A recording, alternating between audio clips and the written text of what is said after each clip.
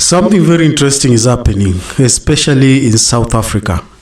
My dear wonderful brothers and sisters, it is so strange that you can find such a bare-chested old man walking in the streets of Johannesburg with spears, arrows, and shields. At times we may think that they are looking for wild animals, but only to realize is that they are hunting their fellow human beings. Now, the concern of these black South Africans is that they are concerned about other Africans who've come to their countries. And they say those Africans who've gone to their countries, they are actually taking jobs from them. They are taking their jobs.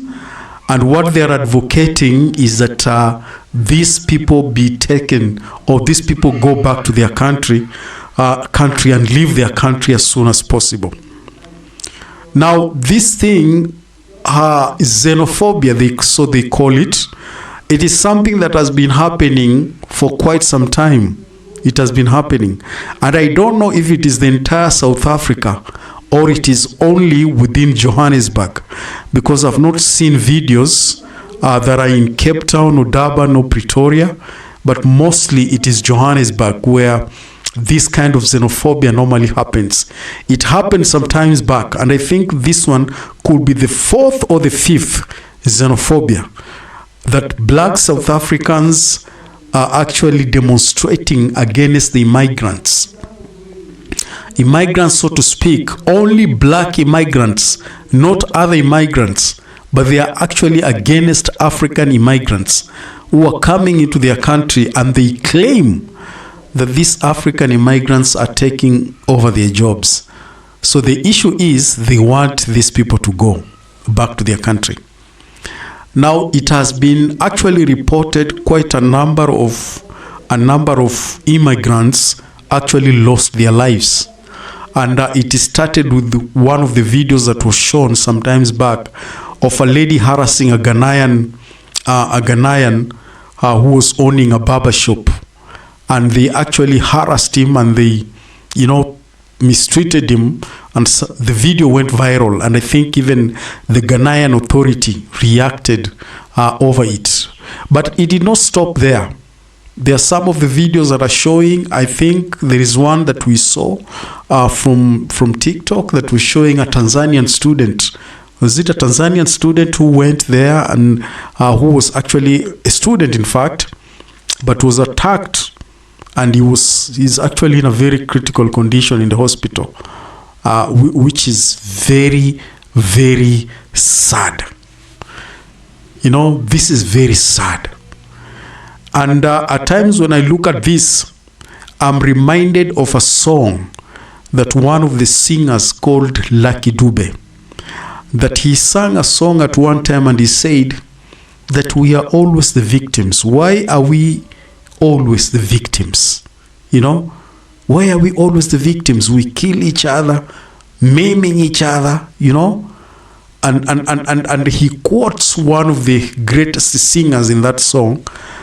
He says, Bob Marley said that how long shall we stand when we see them kill our prophets?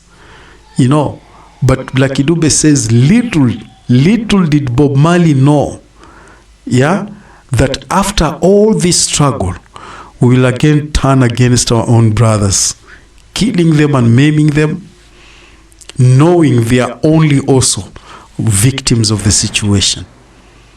Now, this is the drama. Now we can see it here, that Africans turning against each other. Africans fighting each other. Africans don't want each other. Africans don't want other Africans in their own countries, which is so sad. And out of this xenophobia, a lot of people have actually died because those spears you see and arrows you see, they actually used them. These people are so lethal. They attacked other Africans, and I think more so Nigerians, Ghanaians, and some other Africans. I've never heard of a case of any Kenyan who has been affected yet. We never had any case, but most of the cases we've had is Nigerians, Ghanaians, and one now in East Africa, we only have a report of one Tanzanian student who was also affected. Now, this is what they have to say. Please listen to this.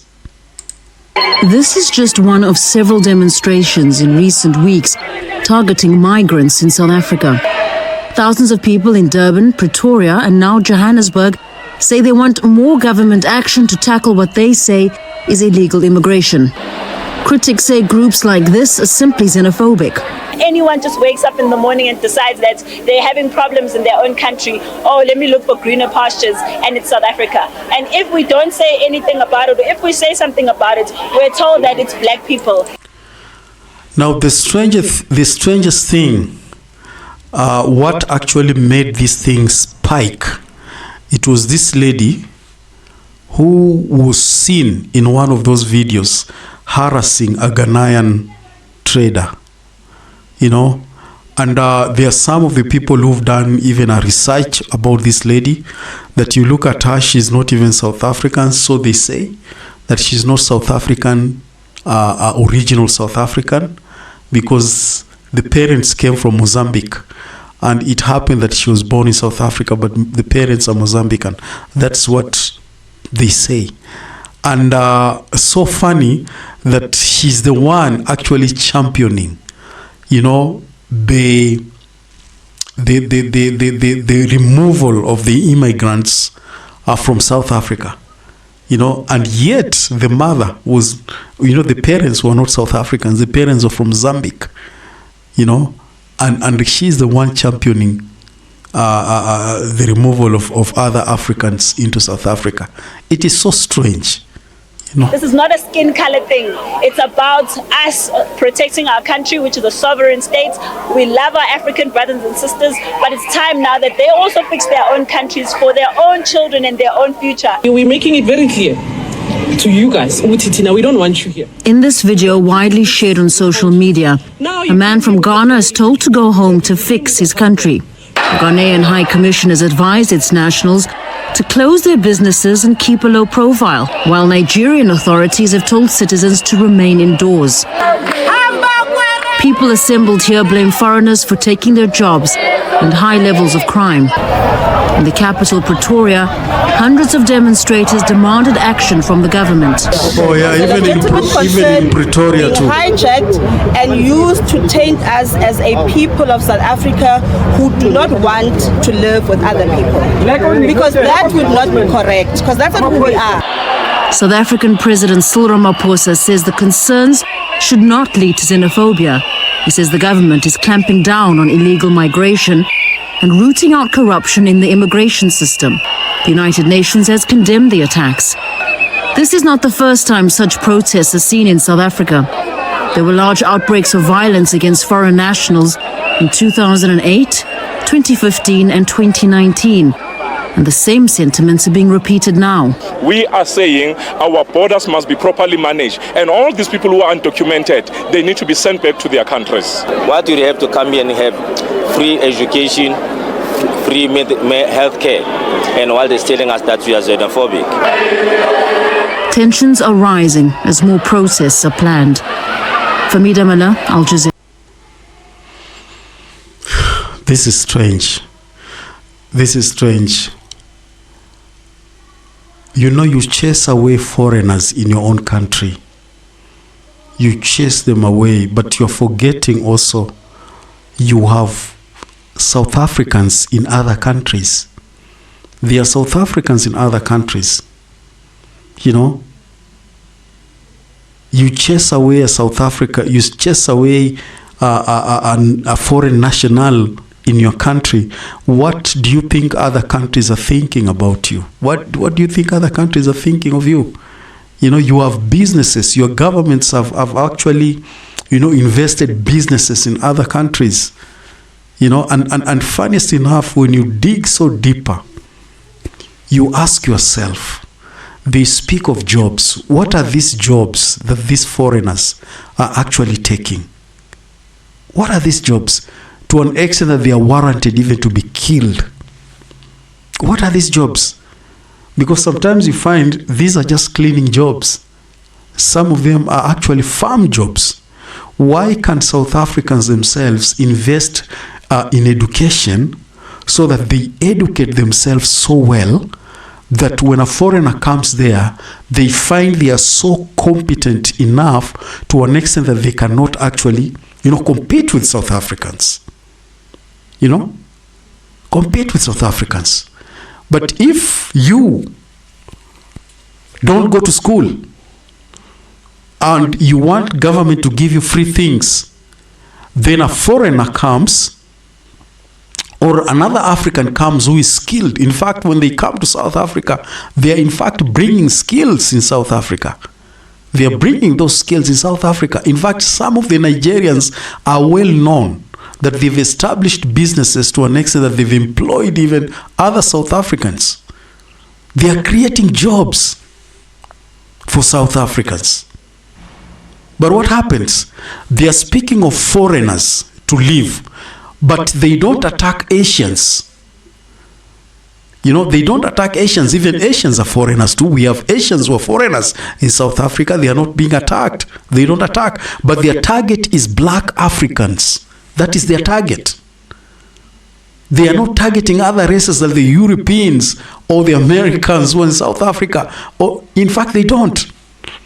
And something that is so funny, I listened to one of their opposition leader who was called Julius Malema. Just listen to Malema's clips. Malema puts facts to them, but they don't want to listen. Malema tells them that what does a poor African go to do with your jobs? This is just a person like you who has come to just find greener pastures, just like the way you can live here and go to other African countries and look for a greener pasture. The person that you should be fighting for are the rich who owns 90% of South Africa. They own almost everything, including the mines and all that. Can you imagine only the mines are owned by a few clique of people? But you are looking for somebody who is actually doing shoe shining in the streets of Johannesburg. That is the problem. They are taking your jobs. And then you profile them as immigrants. They profile them as illegal immigrants. Because we saw the Ghanaian guy. The videos were shown. The Ghanaian guy even showed them the papers. What did they do with the papers? They were throwing those papers around. They were throwing those papers around. There is something wrong with the black South African. Iko shida. In Kenya we say iko shida. There's something wrong with these people. There's something wrong. Why will you think another African is your enemy? Why will you think that? And I was so shocked when they said that. I went and looked for another clip by one of the greatest African YouTuber. His name is called Wodemaya. And Wodemaya at one time was in South Africa, and he took a documentary of a city that was actually begun by the whites. That city. And I'm telling you, these people, imagine foreigners. The white foreigners have opened a city within South Africa, and they will not allow any black person to come into that city. And Wodemaya opened the eyes of people by showcasing, took a documentary on that. But these people never spoke anything about it. Never spoke anything about it. Even though they are being discriminated in their own country, but they cannot speak. Their anger, they are actually transferring their anger to their fellow African. This is stupid and called for and unspiritual. I think they need to style up. And other African countries are watching. Other African countries are watching, because I remember way back in the 90s when we were very young and we were in school, we used to see documentaries of caskets, in the television. Caskets of many students who've been killed because of the apartheid regime. Students lost their lives. And in fact, they say the South African freedom, that is the second freedom, was brought about by the students. Because students boycotted classes and they were actually demonstrating. And the world saw how students really died, caskets and caskets. And I remember at one time, because I was young during that time, I was in class 8, I think, way back in the 80s. That is in the 86. That is when apartheid was so terrible. In the 80s, and in 86, I was around class 4 there. And I remember our headmaster during that time, because I schooled in a mission school, which was a Catholic mission school, and they ordered us to fast for children in South Africa, because a lot of students who were killed were actually school children, age, primary and secondary. And we were actually told to fast and contribute. If it is 1 shilling, 10 shilling, we contribute for the families that have lost their children in South Africa.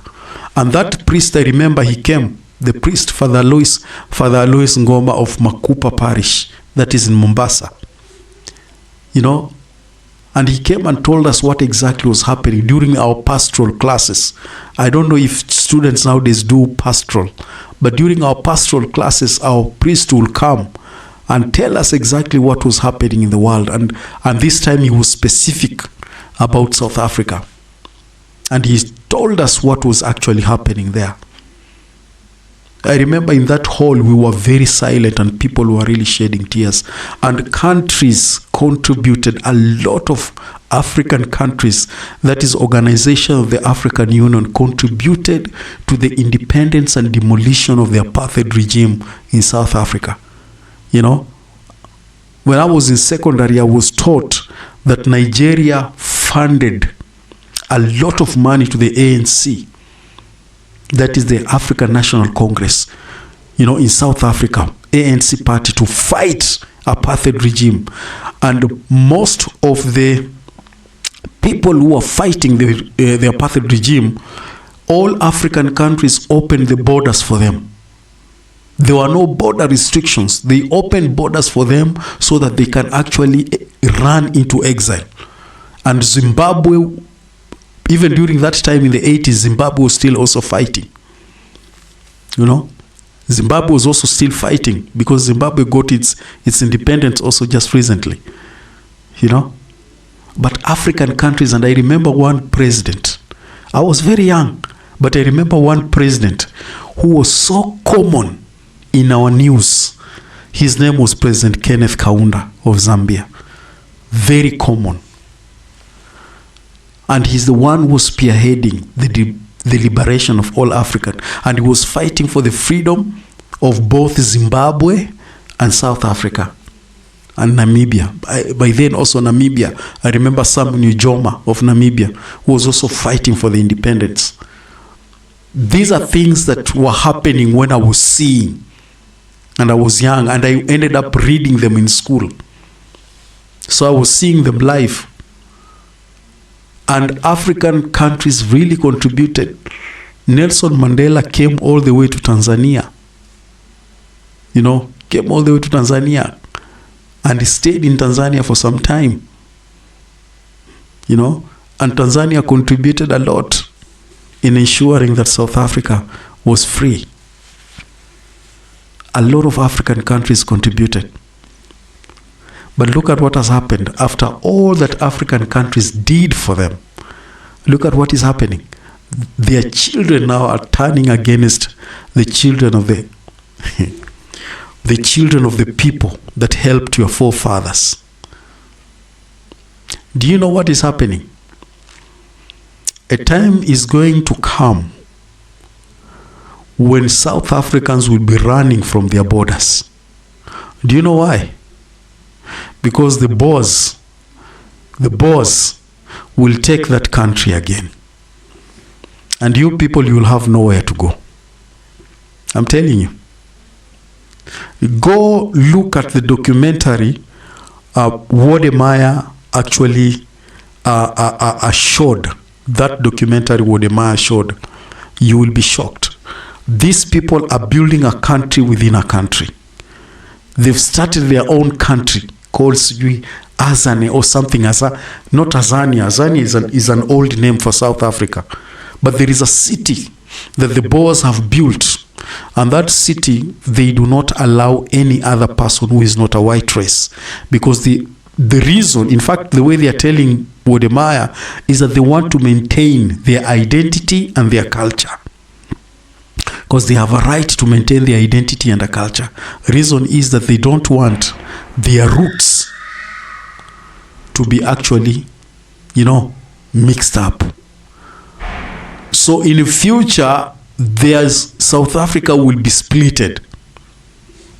If they are not careful, it will be splitted into two. It will be splitted into two because currently black South Africans don't own anything in that land. They don't own any land. In fact, they don't. They are squatters. They live like pigeons in small houses. Yeah? You own nothing, and then you tell people that that is your country. What shows that it is your country and you own nothing? People who own the country, they are not in that street. And in fact, they are foreigners. They are not even very useless people. At times I pity, and even sometimes I think of how Jesus Christ used to whip people in the temple. It is because of nonsense like this.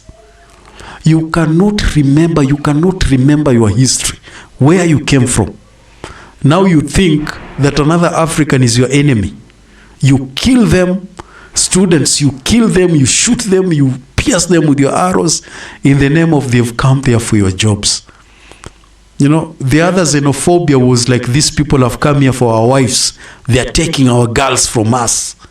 Now it is their jobs. I don't know next will be what. But there is a saying that says that when they spoke, I was quiet because it was none of my business. But when they came for you, there will be no African standing with you. Time is coming because the world is watching. The world is watching. One day they will come for you again. Because the apartheid regime, that was not your first independence. In fact, South Africa had received its first independence long time ago. But they had to fight for their second liberation when the apartheid regime came in. They fought for independence against the Boers.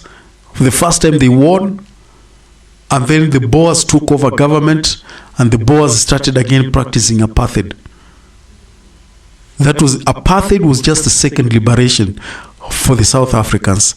And if they are not careful, a third regime is coming. And that time, President Kaunda is no more. He will not be there to help you. People like President Mugabe, they are no more. People who stood with your people, they are no more. And sometimes I wonder, things like these ones are happening, and South African leaders are quiet. They are very quiet. There is no formula or an organized way of stopping this xenophobia. All of them are quiet. The government just says, oh, stop, but they don't have that organized way of stopping and condemning what these people are doing.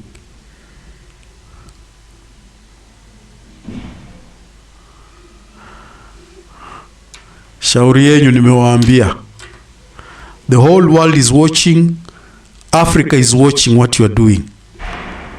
Africa is watching, and you've been doing this for quite some time. You are envious of immigrants who are coming there and they are making a killing, while you people, all you do is just to play music and dance and eat meat. but you don't go to school, you don't work hard. Lazy people. And then once you are languishing, you start blaming, oh, even when you are left in South Africa, those immigrants leave. There is nothing you are going to do, even if you are given land. There is nothing you are going to do about yourselves. You are known, people know you. Even your own daughters and ladies have always confirmed that all you know is to drink beer, alcohol, eat a lot of meat, and play music. Nothing else. Nothing else. And when you see a Nigerian coming there to make a killing, you feel bad. You feel very bad. All the big companies that are in South Africa, they are not black owned. Because now you spoke about race, let me just speak about race. All the big companies, even the economy of South Africa, is not being run by black people. It's not black people driven. Just all they do is just complain, complain, complain, complain, complain. You people need to receive Jesus. You need to receive Jesus and get out of that cocoon, that mindset of governments to always give you things, free things. My friend, you come to Kenya one day, you will learn how to work. Because in Kenya here, if you don't have work, if you don't work, you will die. I'm telling you, nobody will feed you here. You have welfare, you have, I don't know what you are, and you are still making noise. Shame on you. Thank you very much and see you next time.